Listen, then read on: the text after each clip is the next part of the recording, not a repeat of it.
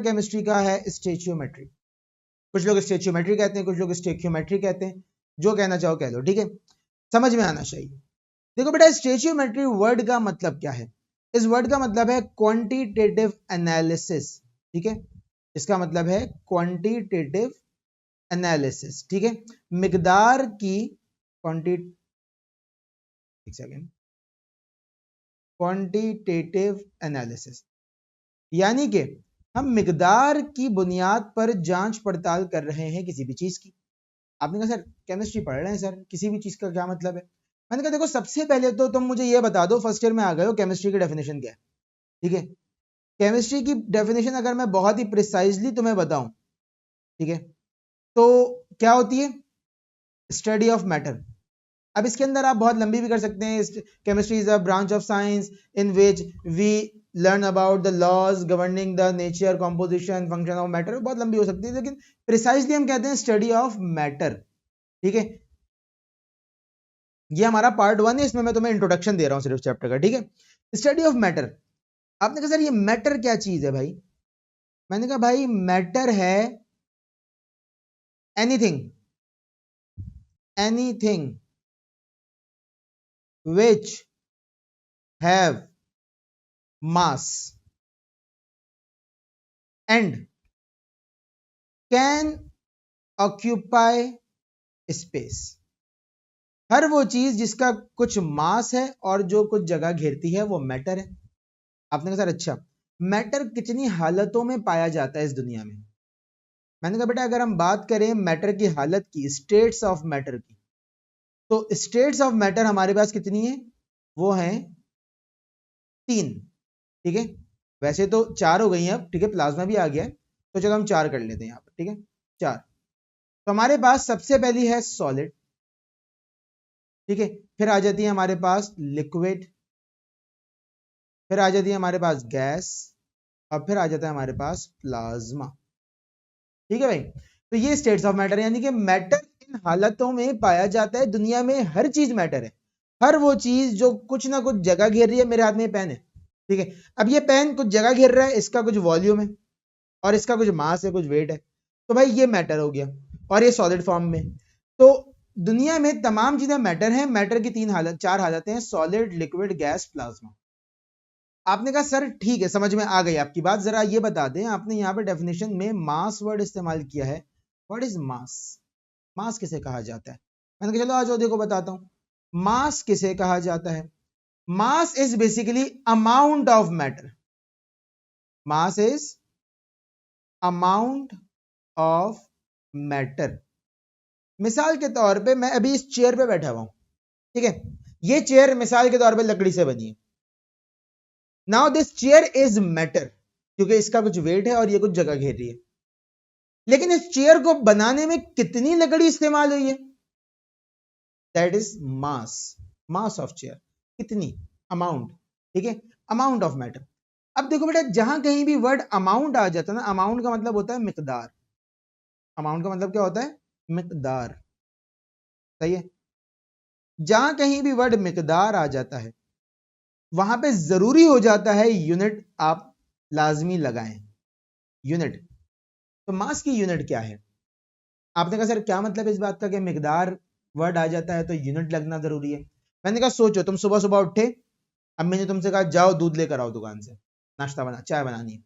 अब तुम नींद में दुकान वाले के पास गए, दूध वाले के पास, तुमने उसे कहा भाई दूध दे दो। उसका अगला सवाल क्या होगा तुमसे? उसका सवाल होगा कितना, मिकदार तो बताओ। तुमने कहा भाई 1 दर्जन दूध दे दो मुझे, 1 डजन ऑफ मिल्क। कहा भाईजान क्या सुबह सुबह नशे कर लिए, क्या हो गया? दूध दर्जन में कब मिलता है? देखो वो गलती हो गई भाई, आप 1 लीटर दूध दे दे मुझे। आपने उसको यूनिट बताई मिकदार के साथ, 1 ये क्या है मिकदार, लीटर ये क्या है यूनिट। तुम जाओ केला खरीदने, तो तुम क्या उसको ये कहोगे कि भाई 1 किलो केले दे दो? नहीं, तुम कहोगे 1 दर्जन, 1 डजन ऑफ बनाना। तो बेटा जब भी अमाउंट की मिकदार की बात आती है तो वहां पे यूनिट लग जाती है। अब मास की यूनिट क्या है?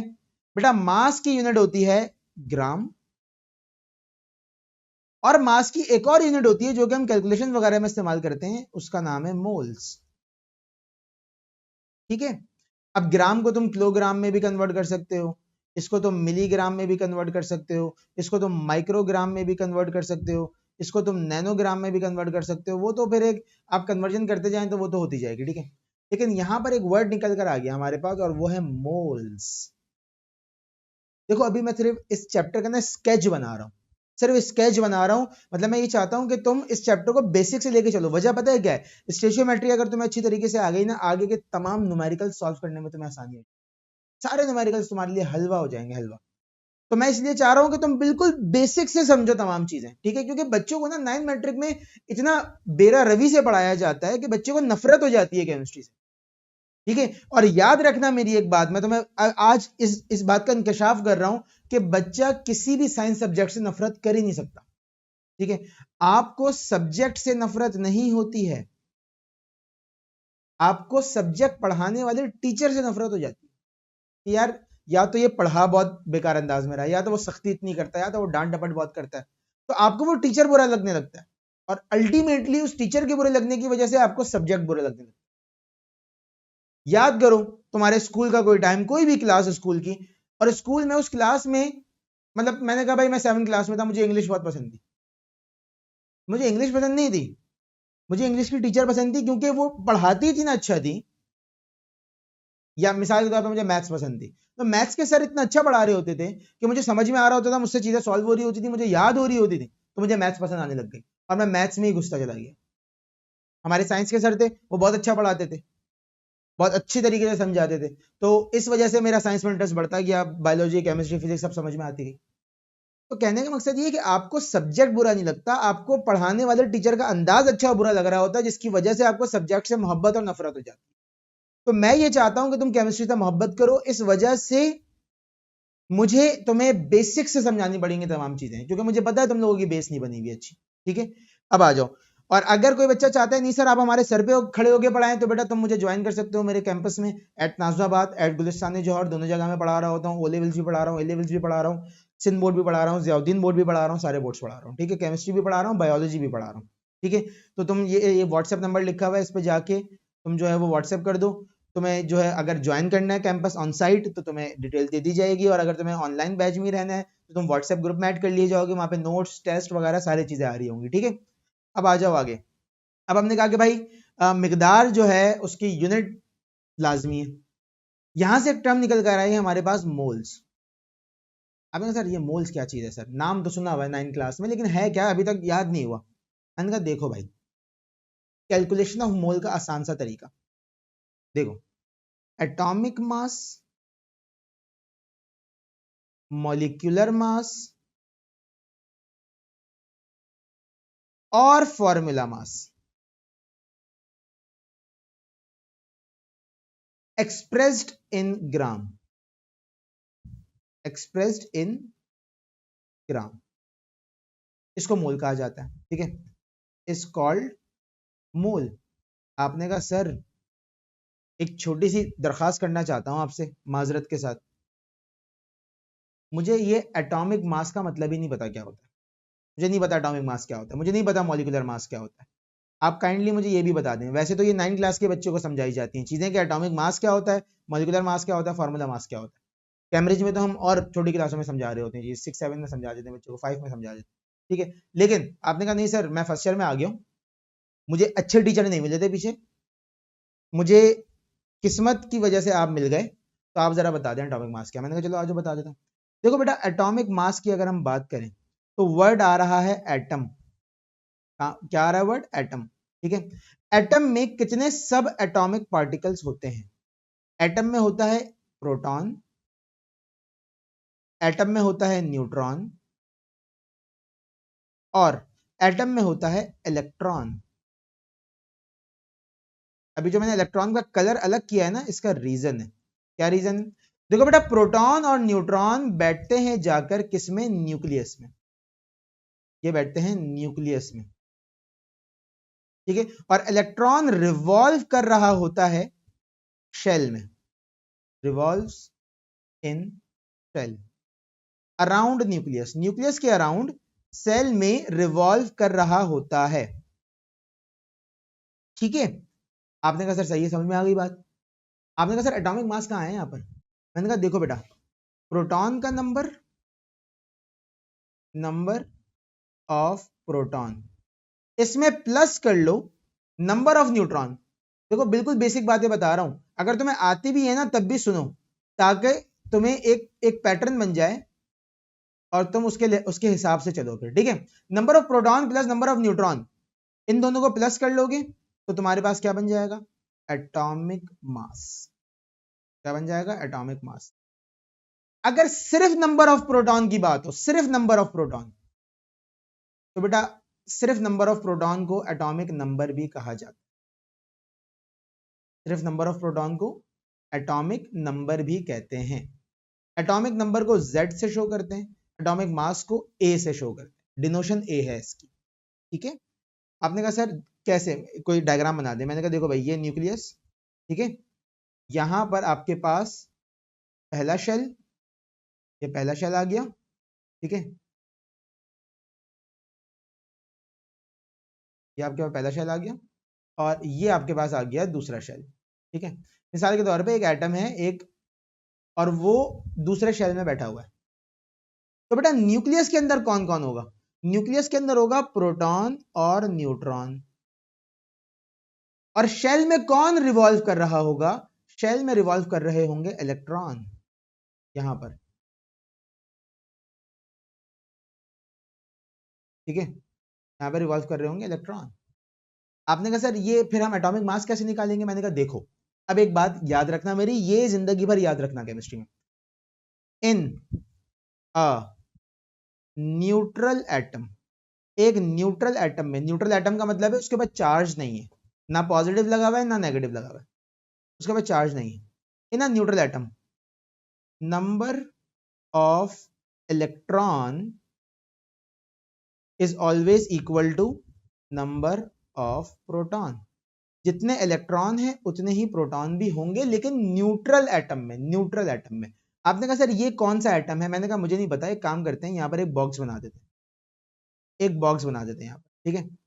अब अगर हम इस बॉक्स को यहां पर देखें, आपने कहा सर इस बॉक्स में जो भी एलिमेंट आगे बैठा है, मुझे सिर्फ इतना पता है कि उसके पास 8 इलेक्ट्रॉन है, क्योंकि मैंने गिन लिए हैं यहां पर, ठीक है, पहला, दूसरा, तीसरा, चौथा, पांचवा, छठा, सातवां, आठवां, और ये न्यूट्रल है, इसके ऊपर कोई चार्ज नहीं लगा हुआ। मैंने कहा ठीक है, इसका मतलब है कि इलेक्ट्रॉन जो है यहां पर वो है 8, तो इसका मतलब है न्यूट्रल है तो प्रोटॉन भी 8 होंगे, ठीक है। तो इसका मतलब है कि भाई यहां पर प्रोटॉन भी कितने हो गए? 8। और 8 प्रोटॉन का मतलब है कि इसका एटॉमिक नंबर 8 हो गया है, इसका एटॉमिक नंबर क्या हो गया? 8। और 8 एटॉमिक नंबर वाला एलिमेंट पीरियोडिक टेबल में है ऑक्सीजन, ठीक है। देखो अभी सेकंड ईयर को पढ़ा रहा था, तो ये उनका बैच था, ठीक है, तो यहां पर मैंने पीरियोडिक टेबल बनाया था, ठीक है। तो ये देखो, ये लिखा हुआ ऑक्सीजन 8 नंबर है इसका, सही है। आ जाओ वापस, तो यहां पर हमारे पास ये आ गया एटॉमिक नंबर 8, ऑक्सीजन आ गया हमारे पास, ठीक है। इसका मतलब इसके बाद प्रोटॉन 8 है, इलेक्ट्रॉन भी 8 है। आपने कहा एटॉमिक नंबर तो 8 हो गया, एटॉमिक मास क्या होगा? मैंने कहा कोई मसले वाली बात ही नहीं है, न्यूट्रॉन गिन लो कितने हैं इसके अंदर। आपने कहा न्यूट्रॉन भी 8 ही है इसके अंदर, न्यूट्रॉन भी इसके अंदर कितने? 8 है। न्यूट्रॉन का नंबर ऊपर नीचे हो सकता है, ये बात याद रखना, अभी तुम एग्जाम्पल देके समझा। न्यूट्रॉन भी सर इसके अंदर 8 है, तो मैंने कहा जरा बता दो एटॉमिक मास क्या होगा फिर। आपने कहा सर कोई मसले वाली बात ही नहीं, अभी तो आपने सिखाया कि भाई नंबर ऑफ प्रोटॉन में प्लस कर दो नंबर ऑफ न्यूट्रॉन, ठीक है। तो अगर मैं 8 में 8 प्लस करूं तो आंसर आएगा 16। तो ये है ऑक्सीजन का एटॉमिक मास।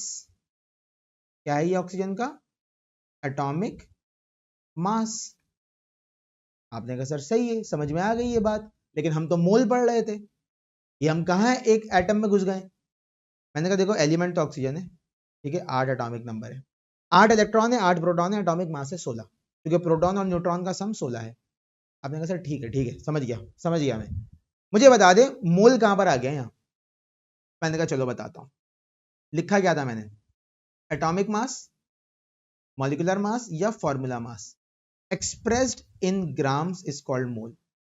आपने कहा सही है सर, समझ गया ये बात में, कैलकुलेट कैसे करेंगे मोल? मैंने कहा देखो बेटा, ऑक्सीजन ऑक्सीजन का एटॉमिक मास तुमने निकाला 16, एटॉमिक मास तुमने निकाला 16, तो बेटा ऑक्सीजन का एक मोल कितने ग्राम का होगा? 16 ग्राम का होगा।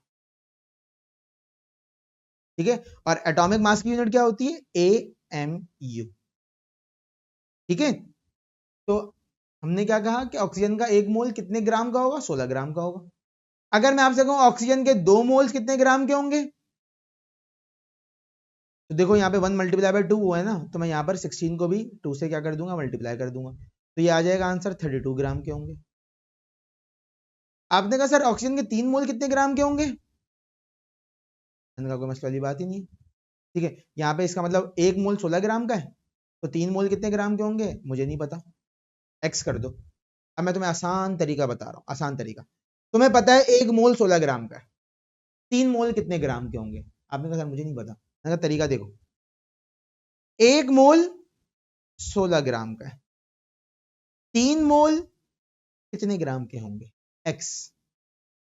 इसको सॉल्व करने का तरीका यह है, 1 divided by 16 is equal to 3 divided by x. यहां पर हो जाएगी क्रॉस मल्टीप्लीकेशन, एक्स इधर 16 इधर, क्या बन जाएगी value? x is equal to 16 multiply by 3। क्या आ जाएगा x का आंसर? x का आंसर आ जाएगा 48। तो यहाँ पे उठा के रख दिया हमने क्या? 48, इसकी जगह रख दिया 48। तो ऑक्सीजन के 3 मोल कितने ग्राम के होंगे बेटा? 48 ग्राम के होंगे। सही है ना, समझ में आ रही बात? अब तुम कितने भी मास के मोल्स बना सकते हो, कोई फर्क नहीं पड़ता। ठीक है ना, मिसाल के तौर पर मैंने आपसे कहा कि भाई ऑक्सीजन के मेरे पास 5.5 मोल्स हैं, बता दो कितने ग्राम के होंगे? आपने कहा सर मसले वाली बात ही नहीं, अभी तो सिखाया आपने। ये ले, आपको अभी करके दिखाते हैं, अभी तो आपने सिखाया। आओ देखो, आपने कहा सर देखें एक मोल 16 ग्राम का है, तो 5.5 मोल्स x ग्राम के होंगे। सॉल्व करो, 1 upon 16 is equal to 5.5 upon x। ठीक है, अब अगर तुम इसको सॉल्व करना चाहते हो तो भाई कैसे करोगे सॉल्व? यहां पर आप देखो, इसको क्रॉस मल्टीप्लाई करा देंगे आप। ठीक है, इसको आप करा देंगे यहां पर क्रॉस मल्टीप्लाई। जब आप इसको क्रॉस मल्टीप्लाई कराएंगे तो आपके पास क्या जवाब आएगा बेटा?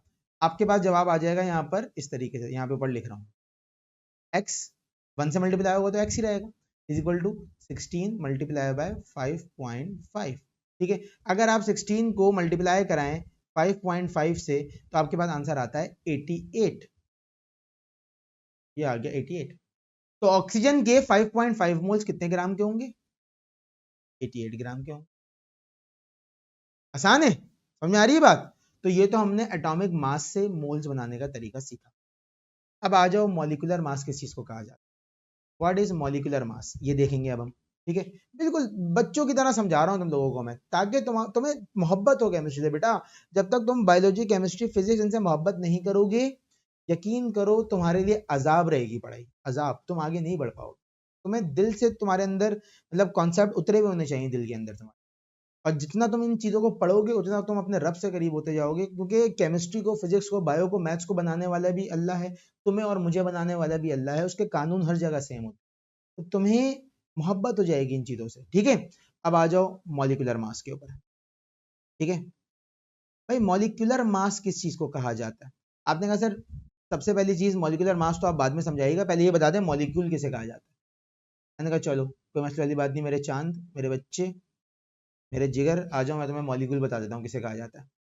मॉलिक्यूल कहा जाता है कॉम्बिनेशन ऑफ एटम्स को, कॉम्बिनेशन ऑफ एटम्स। आपने कहा सर कॉम्बिनेशन मतलब क्या एटम कंबाइन हो जाते हैं? मैंने कहा बिल्कुल सही समझे, एटम क्या हो जाते हैं? कंबाइन हो जाते हैं। और कंबाइन कैसे होते हैं? बॉन्ड के थ्रू होते हैं, एटम आपस में बॉन्ड बनाते हैं। और कंबाइन हो जाते हैं, जुड़ के बैठ जाते हैं। आपने कहा सर कैसे बनाते हैं बॉन्ड? मैंने कहा बेटा 3 तरीके से बनाते हैं, या तो आयोनिक बॉन्ड बनाते हैं, या तो कोवेलेंट बॉन्ड बनाते हैं, या तो कोऑर्डिनेट कोवेलेंट बॉन्ड बनाते हैं। तीनों का नाम आपने 9th क्लास में लाजमी सुना होगा। वो अलग बात है तुम्हें आता नहीं होगा ये, लेकिन नाम सुना होगा तुमने, ठीक है। और ये क्या चीज होती है, इंशाल्लाह हम ये चीज पढ़ेंगे चैप्टर केमिकल बॉन्डिंग में, जब हम जाएंगे आगे थ्योरीज ऑफ कोवेलेंट बॉन्ड का जो चैप्टर है उसके अंदर ये हम पढ़ेंगे चीजें, ठीक है। ये हम पढ़ेंगे बेसिकली चैप्टर नंबर 3 के अंदर, ठीक है। चैप्टर नंबर 3 के अंदर ये टॉपिक्स पढ़ेंगे हम, ठीक है। समझ में आ रही बात? अब आओ आगे, अभी तो वापस आ भाई। आपने कहा सर मॉलिक्यूल क्या होता है? मैंने कहा एटम जुड़ गए। आपने कहा सर ठीक है, तो क्या इसका मतलब है कि मॉलिक्यूलर मास में एक से ज्यादा एटम्स का मास होता है? मैंने कहा बिल्कुल सही समझे, ऐसा ही होता है, ठीक है। आओ देखो क्या होता है यहां पर। मिसाल के तौर पे आपने कहा सर कार्बन जुड़ गया है ऑक्सीजन के साथ और मिलके बना दिया है कार्बन डाइऑक्साइड। अब ये क्या चीज है बेटा? ये है मॉलिक्यूल। ये क्या है? ये है मॉलिक्यूल। मॉलिक्यूल का होता है मॉलिक्यूलर मास। आपने कहा सर मॉलिक्यूलर मास की डेफिनेशन क्या है? काइंडली हमें इस चीज से आगाह कर दें। मैंने कहा अभी कर देते हैं, ये लो। Molecular mass is basically sum of all atomic masses, sum of all atomic masses present in a molecule। एक मॉलिक्यूल में जितने एटम हैं उन सबके एटॉमिक मासेस प्लस कर लो, मॉलिक्यूलर मास बन जाएगा। एक मॉलिक्यूल में जितने एटम प्रेजेंट है, ठीक है। मैंने कहा भाई यहाँ पे CO2 है, कार्बन है और 2 ऑक्सीजन है। आपने कहा सर मॉलिक्यूलर मास कैसे निकालेंगे? मॉलिक्यूलर मास बताना है इसका हमें। मैंने कहा कोई मसले वाली बात नहीं है। देखो कार्बन, कार्बन के पास 6 प्रोटॉन होते हैं और 6 न्यूट्रॉन होते हैं। इसका मतलब है कि इसका एटॉमिक मास क्या हो जाएगा? 12। मॉलिक्यूल में कितने कार्बन मौजूद हैं? एक ही कार्बन मौजूद है, तो क्या आंसर आएगा? 12। ऑक्सीजन की बात करें तो ऑक्सीजन के पास 8 प्रोटॉन है, अभी ऊपर बताया तुम्हें मैंने, और 8 न्यूट्रॉन है। तो 8 और 8 प्लस करोगे तो क्या आंसर आएगा? 16।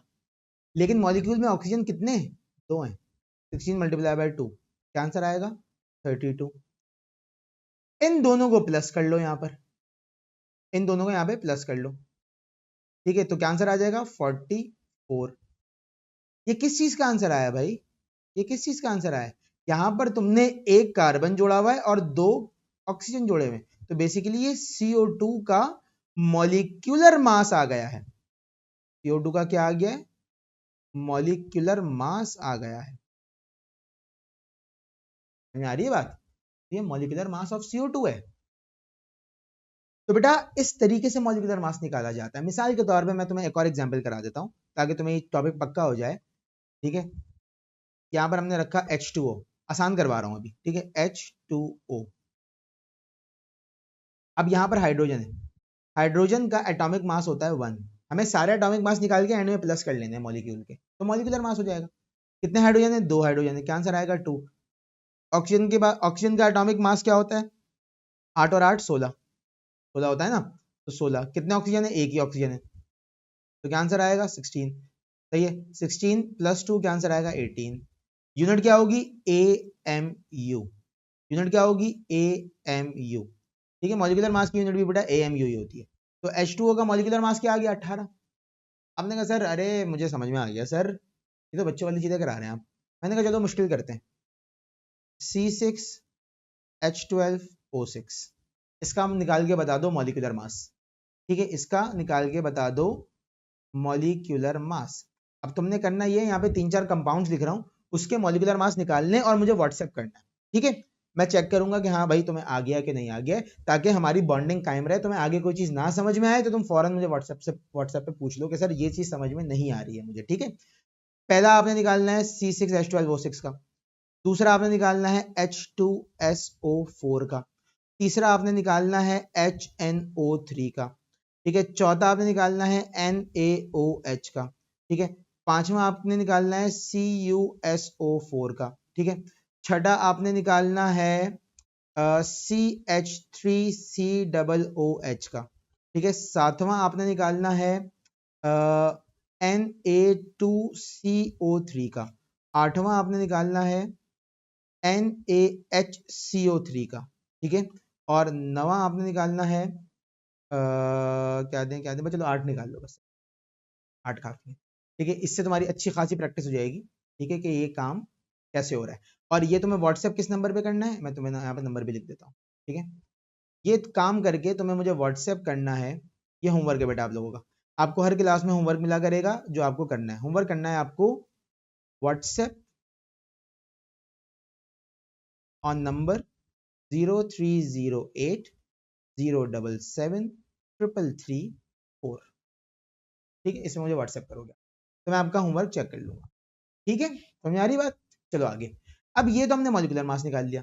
अब आपने कहा सर ऊपर एक और चीज लिखी हुई थी और वो फॉर्मूला मास है, ठीक है। ऊपर एक और चीज लिखी हुई थी और वो क्या है, फॉर्मूला मास। ये लिखा हुआ आपने, ये क्या होता है? एटॉमिक मास, मॉलिक्यूलर मास आ गया। फॉर्मूला मास क्या होता है? मैंने कहा बेटा जो मॉलिक्यूलर मास है ना, एग्जैक्टली वही फॉर्मूला मास है। बस फर्क इतना है, मॉलिक्यूलर मास होता है कोवेलेंट कंपाउंड्स का, ठीक है। कोवेलेंट कंपाउंड्स का मॉलिक्यूलर मास होता है। और फॉर्मूला मास होता है आयोनिक कंपाउंड्स का। फॉर्मूला मास होता है किसका? आयोनिक कंपाउंड्स का, ठीक है। आपने कहा सर क्या मतलब? मैंने कहा देखो, अगर मैं कार्बन डाइऑक्साइड का मास पूछ रहा हूं तो मैं कहूंगा मॉलिक्यूलर मास। कैलकुलेट करने का तरीका वही है जो अभी बताया तुम्हें, इसको मैं कहूंगा मॉलिक्यूलर मास। लेकिन अगर मैं तुमसे NaCl का मास पूछ रहा हूं कि इस कंपाउंड का मास बता दो, तो मैं कहूंगा NaCl का फॉर्मूला मास बताओ। क्योंकि बेटा NaCl में जो बॉन्डिंग है वो आयोनिक है। NaCl में जो बॉन्डिंग है वो आयोनिक है, यहां पे आयोनिक बॉन्डिंग है, ठीक है ना। और कार्बन डाइऑक्साइड में जो बॉन्डिंग है वो कौन सी बॉन्डिंग है? वो कोवेलेंट बॉन्डिंग है, वो कोवेलेंट बॉन्डिंग, ठीक है। तो ये मोल्स निकालने का तरीका है। इसके बाद आपके पास एक साइंटिस्ट आया भाई, मोल समझ में आ गया होगा अब तो मैं उम्मीद करता हूं, बहुत डिटेल से तुम्हें मोल के हवाले से सारी चीजें बता दी। भाई एक साइंटिस्ट आए केमिस्ट्री की हिस्ट्री में, जिनका नाम था एवागैड्रोस। इनका नाम था एवागैड्रोस, इंतहाई चालाक आदमी थे, ठीक है। इन्होंने दिया हमें एवागैड्रोस नंबर। क्या दिया? एवागैड्रोस नंबर दिया हमें। और एवागैड्रोस नंबर क्या है, आ जाओ देखते हैं। बेटा ये जो तुम्हें ऊपर चीजें बता रहा हूं ये बहुत ज्यादा इंपॉर्टेंट है। ये तुम आगे चल के हर न्यूमेरिकल में लगा रहे होगे, हर न्यूमेरिकल में ये चीज लगेगी, हर न्यूमेरिकल में। सही है ना? समझ में आ रही बात? तो एवागैड्रोस नंबर आ गया हमारे पास, ठीक है। अब आओ एवागैड्रोस नंबर देखते हैं क्या है भाई। अच्छा, अब एवागैड्रोस नंबर, एवागैड्रोस ने सबसे पहले तो कहा क्या था, इस बात को समझो। एवागैड्रोस ने ये कहा था कि तुम दुनिया के किसी भी सब्सटेंस का, दुनिया के किसी भी सब्सटेंस का एक मोल ले लो, उसके एक मोल में 6.02 10⁻⁻23 पार्टिकल्स होंगे, ठीक है। क्या कहा एवागैड्रोस ने? 1 mole of any substance in this universe contain 6.02 multiplied by 10⁻23 particles, ठीक है। अब जो पार्टिकल्स वर्ड इस्तेमाल हुआ है ना बेटा, यहां पर पार्टिकल्स वर्ड 3-4 तरीकों से इस्तेमाल हो सकता है, ठीक है। देखो, पार्टिकल में आपके पास एटम्स भी आ गए, पार्टिकल में आपके पास मॉलिक्यूल्स भी आ गए, पार्टिकल्स में आपके पास आयंस भी आ गए, पार्टिकल्स में आपके पास रेडिकल्स भी आ गए, सारी चीजें आ गई। समझ में आ रही बात? तो बेसिकली पार्टिकल वर्ड में कुछ भी आ सकता है। जैसे मिसाल के तौर पे आपने कहा सर एग्जांपल देते, मैंने कहा देखो, मैंने एटम्स के हवाले से कहा कि मैंने 1 मोल ऑफ सोडियम ले लिया। अब सोडियम क्या है? सोडियम है न्यूट्रल स्पीशी, इसके ऊपर कोई चार्ज नहीं लगा हुआ, तो इसमें क्या पाए जाएंगे? एटम पाए जाएंगे, ठीक है। मॉलिक्यूल के हवाले से मैंने कहा कि भाई मैंने 1 मोल ऑफ कार्बन डाइऑक्साइड ले लिया या वाटर ले लिया, 1 मोल ऑफ वाटर ले लिया, तो इसमें क्या पाए जाएंगे? अच्छा, इसमें कितने एटम पाए जाएंगे? 6.02 10⁻23 एटम्स होंगे यहाँ पर। यहाँ पर क्या होगा? यहाँ पर होगा 6.02 10⁻23 मॉलिक्यूल्स होंगे यहाँ पर, ठीक है। आइंस में क्या होगा? मिसाल के तौर पे मैंने 1 मोल ऑफ क्लोराइड आयन ले लिया, Cl नेगेटिव, तो इसमें क्या होगा? अरे इसमें साफ सी जाहिर सी बात है, इसके अंदर होगा आपके पास 6.02 10⁻23 आयन्स होंगे। और अगर रेडिकल की बात कर लूं, मिसाल के तौर पे क्लोरीन के रेडिकल बना देते हैं, 1 मोल ऑफ क्लोरीन रेडिकल ले लिया मैंने। रेडिकल को बेटा ऐसे शो करते हैं, ठीक है, इस तरीके से शो करते हैं रेडिकल को, फ्री इलेक्ट्रॉन लगा हुआ होता है इसका, ठीक है। अगर मैंने यहाँ पे 1 मोल ऑफ क्लोरीन रेडिकल ले लिया तो यहाँ पर क्या होगा?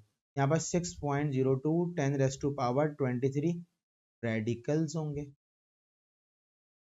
ठीक है। समझ आ रही बात?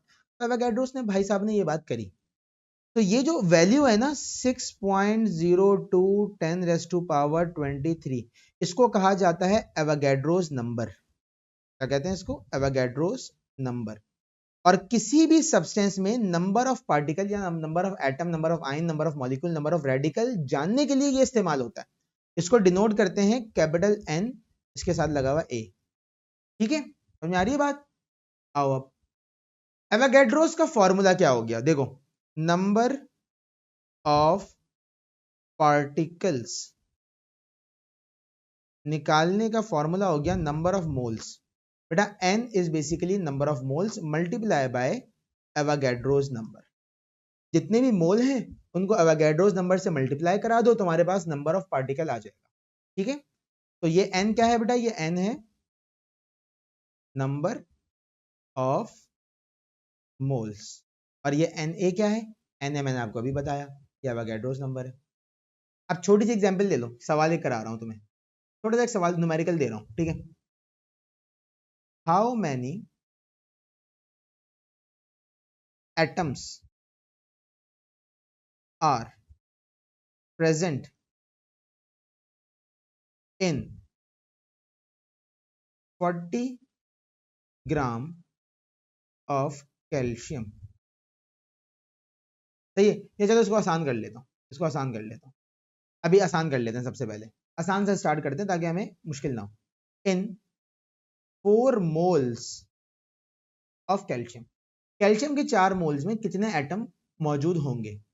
तो बेटा अब करना क्या है, तुम्हें सबसे पहले डाटा बनाना है। देखो न्यूमेरिकल जब भी सॉल्व करो तो 4 हेडिंग्स लाजमी बनाओ, data, formula, solution, result, 4 heading होनी चाहिए लाजमी। तब तुम्हें पेपर टेक्निक बता रहा हूं मैं, कि पेपर में इन 4 हेडिंग्स को देख के मार्क्स दिए जाते हैं, ठीक है।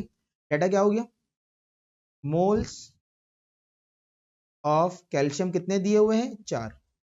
निकालना क्या है? नंबर ऑफ एटम्स निकालने हैं। ये हो गया डाटा, ठीक है। फॉर्मूला क्या लगेगा? सीधा सीधा एवोगैड्रोस लॉ वाला फॉर्मूला लगेगा, एवोगैड्रोस वाला फॉर्मूला लगेगा, ठीक है।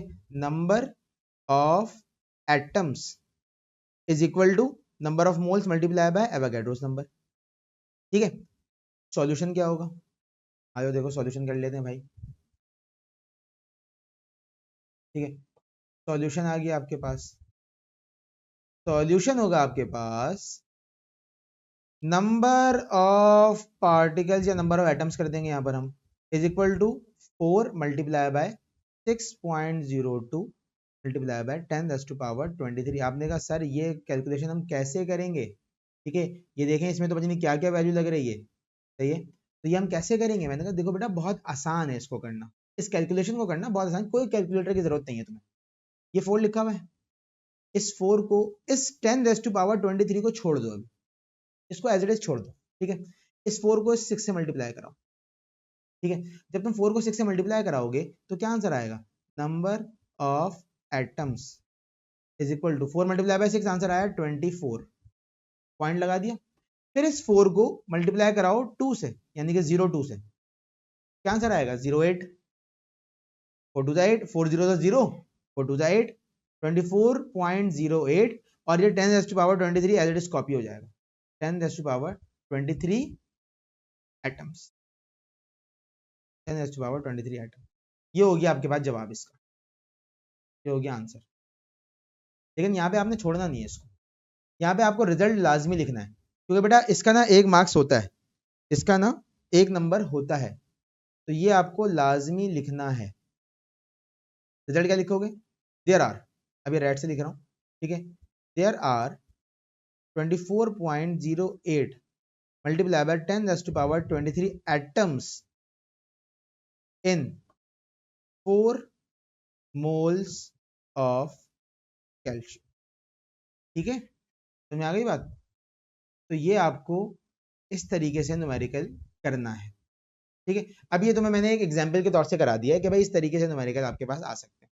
इतना आसान आता नहीं है, मोल्स की जगह मास दिया जाता है नॉर्मली, पहले आप मास को मोल्स में कन्वर्ट करते हो, फिर मोल्स से आप क्या बनाते हो? नंबर ऑफ एटम्स निकालते हो, ठीक है। तो अब हम जाएंगे बुक के अंदर मोल्स के और एवोगाड्रोस नंबर के न्यूमेरिकल्स के ऊपर, ठीक है। मोल्स, ठीक है, न्यूमेरिकल्स की तरफ जाएंगे और सारे न्यूमेरिकल करा दूंगा मैं आपको, ठीक है। Numericals, moles plus Avogadro's number, ठीक है। और पेपर से 1-1.5 महीना पहले टारगेट पेपर में मैं आपको बताऊंगा कि कौन से न्यूमेरिकल पेपर में आएंगे, और वही आएंगे, उससे बाहर नहीं जाएगा, ठीक है। कौन से सवाल आएंगे वर्कशॉप में करा दूंगा, न्यूमेरिकल वर्कशॉप में करा दूंगा और टारगेट पेपर में डाल दूंगा, वही आएंगे, उससे बाहर नहीं जाएगा बोर्ड का पेपर। चलो भाई अब स्टार्ट करते हैं अपने numericals of moles and Avogadro's number, ठीक है। देखो बेटा यहां से मैं आपको अभी से बता दूं एग्जाम में न्यूमेरिकल आता है लाजमी, ठीक है, और बहुत ज्यादा इंपॉर्टेंट न्यूमेरिकल्स हैं अंडरस्टैंडिंग के हवाले से, सही है। अब आ जाओ, देखो यहाँ पे न्यूमेरिकल ना 2-3 तरीके के होते हैं। नंबर 1, आपको मास दे दिया जाएगा और कहा जाएगा बता दो इस मास में मोल्स कितने हैं, सबसे पहली टाइप ये होगी। दूसरी टाइप क्या होगी कि आपको मोल्स दे दिए जाएंगे और कहा जाएगा बता दो कि भाई इन मोल्स का मास क्या होता है।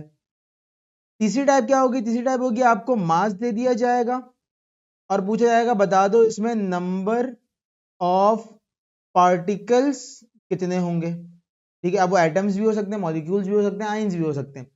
या फिर चौथी टाइप के आपको नंबर ऑफ पार्टिकल्स दे दिए जाएंगे और पूछ लिया जाएगा कि भाई बता दो कि यहां पर इन नंबर ऑफ पार्टिकल्स का मास कितना होगा। ये 4 टाइप के न्यूमेरिकल यहां से आ सकते हैं। अच्छा, ऊपर वाली जो 2 टाइप से बेटा, इसमें जो फॉर्मूला लगता है आपके पास वो नंबर ऑफ मोल्स का फॉर्मूला होता है, ठीक है। Number of moles is equal to mass upon, अगर एटम है तो एटॉमिक मास, वरना फिर मॉलिक्यूलर मास, ठीक है। जो भी चीज आपसे पूछी गई है, ठीक है, मॉलिक्यूलर मास या फिर एटॉमिक मास, जो भी चीज पूछी जा रही है आपसे। और इन दोनों में आ जाता है एवोगाड्रोस नंबर, ठीक है। कि अगर मिसाल के तौर में मुझे मास से नंबर ऑफ पार्टिकल निकालने, तो पहले तो मैं मास को कन्वर्ट करूंगा मोल्स में, ठीक है, और फिर मोल्स को मल्टीप्लाई करवा दूंगा किससे? एवोगाड्रोस नंबर से, ठीक है ना। अब आज हम जरा बुक की एग्जाम्पल से ही स्टार्ट लेते हैं ताकि हम आसान से मुश्किल की तरफ जाएं, ठीक है। बुक में एग्जाम्पल 1.1 लिखी हुई है, एग्जाम्पल 1.1, ठीक है। ये देखें जरा मैसेजेस आ रहे हैं माशाल्लाह। अच्छा खैर, अब आओ देखें, अगर हम बुक में आ जाएं तो देखो यहां पर आपके पास पहली एग्जांपल क्या लिखी हुई है? Calculate the number of moles in 25.5 gram of sodium metal. अब हमने सिर्फ सवाल देख लिया यहां से, अब हम इसको सॉल्व अपने हिसाब से करते हैं, ठीक है। क्या कहा हुआ है? सबसे पहले डाटा बनाते हैं, आ जाओ। डाटा, डाटा क्या है कि भाई हमारे पास मास ऑफ सोडियम क्या है? 25.5 ग्राम, ये है मास ऑफ सोडियम, ठीक है। और मालूम क्या करना है? Number of moles, number of moles हमें फाइंड आउट करने हैं। अब हमें ये बात ऑलरेडी पता है कि सोडियम का एटॉमिक मास जो है वो 23 होता है, ठीक है। ये बात हमें पता है क्योंकि ये बच्चों वाली बात है। Atomic mass of sodium is 23 AMU। Data बना लिया, अब आ जाओ। फॉर्मूला क्या होगा? देखो आपने ना हर न्यूमेरिकल में 4 हेडिंग लगानी है, ठीक है। ये 4 हेडिंग्स के आपको मार्क्स मिलेंगे, एग्जामिनर मार्क्स काट नहीं पाएगा कहीं पर भी। Data, formula, solution, result, 4 heading हर न्यूमेरिकल में लगेंगी, ठीक है। फॉर्मूला क्या है? फॉर्मूला है नंबर ऑफ मोल्स, एन से डिनोट करते हैं, is equal to given mass, जो मास दिया हुआ है आपको सवाल में, अपॉन, अब क्योंकि सोडियम एटम है ना बेटा, नीचे क्या आ जाएगा? एटॉमिक मास, नीचे क्या आ जाएगा? एटॉमिक मास, ठीक है। अब आ जाओ उसके नीचे सॉल्यूशन, थोड़ी सी लंबी होती है लेकिन मार्क्स इसी चीज पे मिलते हैं बेटा, अगर हम बात करते हैं बोर्ड में, ठीक है। अब आ जाओ सॉल्यूशन। सॉल्यूशन क्या है आपके पास? Number of moles is equal to mass कितना दिया हुआ है? 25.5 डिवाइडेड बाय 23, ठीक है। जब आप 25.5 को डिवाइड करेंगे 23 से तो बेटा आपके पास 1 पॉइंट समथिंग आंसर आ जाएगा, ठीक है। तो यहां पर आपके पास जो आंसर आएगा, अगर हम एग्जैक्ट निकालने के ऊपर जाएं तो एग्जैक्ट निकालेंगे तो बेटा आंसर आएगा आपके पास number of moles is equal to 25 divided by 25.5, 25.5 divided by 23, तो आंसर आ जाएगा 1.10, 1.108 मोल्स, ठीक है। ये आंसर आया है लेकिन ये रिजल्ट नहीं है, ठीक है। यहाँ पर आपको रिजल्ट की हेडिंग अलग से लगानी पड़ेगी, ठीक है। यहाँ पे आंसर लिख के छोड़ दोगे ना, मार्क्स कटने के चांसेस हैं। वैसे आंसर सही है, कोई गलत नहीं है, लेकिन एक नंबर कट सकता है आपका, तो हम एक नंबर भी क्यों छोड़ें? यही तो असल चीजें हैं जो एक मेंटोर की आपको जरूरत होती है, जो आपको बताता है कि भाई कहाँ पर क्या लिखोगे तो तुम्हें सही प्रॉपर मार्क्स मिलेंगे, ठीक है। ये वह आपको वही चीजें बता रहा हूँ सारी, कि बेटा इससे तुम्हारे मार्क्स कटने के चांसेस खत्म हो जाएंगे, सही है। तो यहाँ पे आप लिखेंगे इन 25.5 ग्राम of sodium there are 1.108 moles, ठीक है। ये रिजल्ट हो गया आपका। तो आपको ये 4 हेडिंग्स लाजमी लिखनी है हर न्यूमेरिकल की, अगर हम बात करें, ठीक है। तो ये हमारे पास एग्जाम्पल 1.1 हो गई। अब आ जाओ अपनी नेक्स्ट एग्जाम्पल की तरफ। देखो ये जो एग्जाम्पल थी हमारे पास, इसमें हम लोगों ने क्या करा? इसमें हम लोगों ने मास से क्या बनाया? मोल्स बनाए, मास से बनाए मोल्स, ठीक है। तो ये जो हमारी पहली वाली एग्जाम्पल थी वो यहां से मैच हो गई, मास से मोल्स बन गए हमारे पास। अब हम मोल से मास बनाते हैं, ठीक है। आओ अब हम मोल से मास बनाते हैं। नेक्स्ट एग्जाम्पल देखते हैं बेटा। नेक्स्ट एग्जाम्पल अगर आप देखें तो आपके पास लिखी हुई है calculate the mass of 3.25 moles of water, ठीक है। आ जाओ सॉल्व यहीं पर ही करेंगे इसको हम। एग्जाम्पल 1.2, ठीक है। सबसे पहले हमारे पास क्या आ गया? डाटा। डाटा में क्या दिया हुआ है? मोल्स ऑफ वाटर दिए हुए, ठीक है। मोल्स, एन लिख रहा हूं यहां पे, एन किस चीज की डिनोशन है? नंबर ऑफ मोल्स की डिनोशन है। मोल्स ऑफ वाटर कितने दिए हुए? 3.25, ठीक है। देखो कितने दिए हुए? 3.25 सवाल में, सही है। और क्या निकालने को कहा जा रहा है? मास निकालने को कहा जा रहा है, ठीक है। मास ऑफ मोल्स निकालने को कहा जा रहा है। हमें पता है कि मॉलिक्यूलर मास ऑफ वाटर जो है वो होता है कितना? 18 AMU। Molecular mass of water हमें पता है कितना होता है? 18 AMU, ठीक है। ये मैं आपको लास्ट लेक्चर में निकालना सिखा चुका हूं, ठीक है। कैसे निकाला ये हमने? आपको बताया कि भाई H2O लिखा हुआ है यहाँ पर, ठीक है। अब यहाँ पर हाइड्रोजन का एटॉमिक मास होता है 1, कितने हाइड्रोजन है? 2 हाइड्रोजन है, तो क्या आंसर आएगा? 2 आएगा। ऑक्सीजन का एटॉमिक मास होता है 16, कितने ऑक्सीजन है? 1 ऑक्सीजन है, तो कितना आएगा? 16, 16 प्लस 2 क्या आंसर आएगा? 18 AMU, ठीक है। तो वाटर का मॉलिक्यूलर मास जो होता है वो कितना होता है? 18 AMU होता है, ठीक है ना। ये बात मैं आपको, ये कैसे निकाला है हमने, ये मैं आपको लास्ट लेक्चर में सिखा चुका हूँ, ठीक है। अब आ जाओ जल्दी से, हम सबसे पहले लगाते हैं यहाँ पे फॉर्मूला। अब यहाँ पे जो फॉर्मूला लगेगा वो सेम लगेगा, वही वाला जो ऊपर लगाया हमने, बस उसके अंदर चेंजिंग ये आएगी कि हम देखो number of moles is equal to given mass upon molecular mass, ठीक है। अब आपको मास निकालना है, नंबर ऑफ मोल्स आपको दिए हुए हैं, तो आप क्या करेंगे, इस फॉर्मूले को थोड़ा सा चेंज कर लेंगे, मॉलिक्यूलर मास को इधर ले जाएंगे। जब मॉलिक्यूलर मास को इधर लेके जाएंगे तो बेटा यही फॉर्मूला हो जाएगा, mass is equal to number of moles multiply by molecular mass. ये बन गया आपका फॉर्मूला। ठीक है, फॉर्मूले के बाद आपने क्या करना है, सॉल्यूशन। ठीक है, सॉल्यूशन में आ जाओ। तो यहां पर आपके पास क्या आ गया, यहां पर आपके पास आ गया mass is equal to 3.25, number of moles कितने हमारे पास है सवाल में, 3.25 मल्टीप्लाई हुआ है मॉलिक्यूलर मास कितना वाटर का, 18। तो जब तुम 18 को 3.25 से मल्टीप्लाई कराओगे तुम्हारे पास आंसर आएगा 58.5। तो यहां पर आ गया mass of 3.25 moles of water is 58.5 grams. ठीक है, अभी ये आंसर नहीं है, मतलब आंसर तो है ये, लेकिन रिजल्ट आपको अलग से लिखना है ताकि आपके मार्क्स कटने के चांसेस खत्म हो जाएं बिल्कुल। ठीक है, यहाँ पे लिखा आपने रिजल्ट, क्या लिखेंगे रिजल्ट में, the mass of 3.25 moles of water is 58.5 ग्राम। ठीक है भाई, तो यहां पर हमारे पास दूसरा टाइप जो है हमारी न्यूमेरिकल की वो भी कवर हो गई, जिसमें हम लोगों ने मोल से मास बनाया है। अब हम जाएंगे मास से नंबर ऑफ पार्टिकल निकालने की तरफ, और यहां पर जो फॉर्मूला लगेगा बेटा उसमें एवोगैड्रोस नंबर ऐड हो जाएगा।